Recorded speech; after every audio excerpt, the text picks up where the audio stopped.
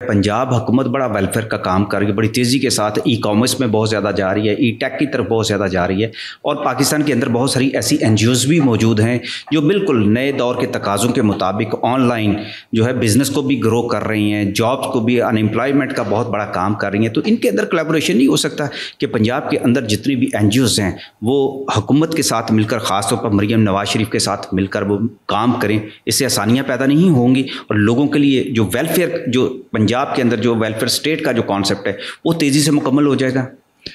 शायद बिल्कुल हो सकता है। ईज़ ऑफ बिज़नेस इसे ही कहते हैं कि आप ईज़ ऑफ बिज़नेस जब लेके आते हैं, मतलब मैं समझता हूँ कि मैडम अगर जितनी भी एनजीओज़ हैं जो रजिस्टर्ड हैं, जो वाकई अच्छा काम कर रही हैं, उनको एक प्लेटफॉर्म पे लेके आएँ, उनको अप्रिशिएट करें। जब मरीम नवाज जी बिल्कुल, उनको अप्रिशिएट करें, उनको बताएं कि जी आप बहुत अच्छा काम कर रहे हैं, आपको कहीं भी मुश्किल आए आप हमें बताएं। एलडीओ को 1 विंडो कर दें रजिस्टर्ड चैरिटी के लिए, वासा को 1 विंडो कर दें रजिस्टर्ड चैरिटीज़ के लिए।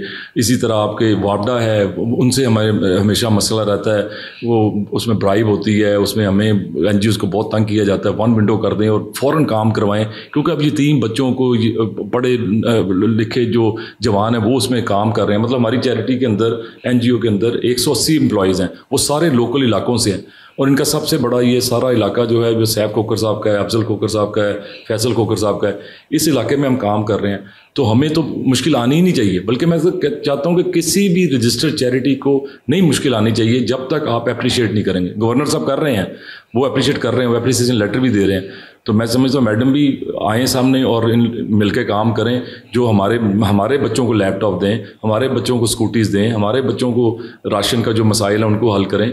चीनी का मसला पड़ा हुआ है तो हमें, मतलब हम देखें ना, रोज़ाना 4000 लोगों का खाना बना रहे हैं, तो हमें जो मसाइल हैं हमारे, इन मसाइल को सुने और उसके बाद उनके फौरी मैडम आपको दें कि या आप गवर्नमेंट को दें, ताकि गवर्नमेंट जो ऐसे वेलफेयर के काम चला रही है उनके लिए आसानी पैदा हो। हम गवर्नमेंट से कोई फाइनेंशियल एड नहीं मांग रहे हैं, सिर्फ ईज ऑफ बिजनेस मांग रहे हैं कि पंजाब जैसे बैंक है उसके अंदर अकाउंट जो है वो 1 विंडो पे रख दें। यही मैं कह रहा हूँ, एलडीए में हमारे बिल्डिंग बना रहे हैं, एनजीओ पंजाब बैंक में आपका अकाउंट क्यों नहीं खुलता एनजीओ का?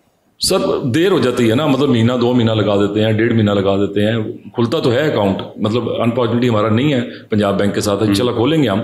लेकिन वैसे मैं बता रहा हूँ किसी भी बैंक के साथ पूरा एक सिस्टम है। लेकिन जो रजिस्टर्ड चैरिटी हैं उनके लिए एलडीए के, वापडा के, वासा के ये 1 विंडो ऑपरेशन कर दें, तो उससे यकीन करें इससे क्या फ़ायदा होगा आपको? उससे जितनी बेनिफिट, देखिए हमें आसानी होगी तो बेनिफिशरीज। मुश्किलात क्या हैं आपकी? मसलन एलडीए के साथ आपकी क्या मुश्किलात हो सकती हैं, वासा में क्या हो सकती हैं? और इसी तरह पता है कि अब अगर आप एक ट्रांसफार्मर लगाने गए हैं तो वो जो टाइम 2-3 महीने का लगता है, तो वो बच्चियाँ, जो 3 बच्चियाँ इस वक्त हमारी जो पसीने में शराबूर हैं और मौसम इतना ख़राब था, तो वो पंखा भी नहीं चला सकते हम। तो हमें अगर ट्रांसफार्मर जल गया तो फौरी उस पर एक्ट होना चाहिए।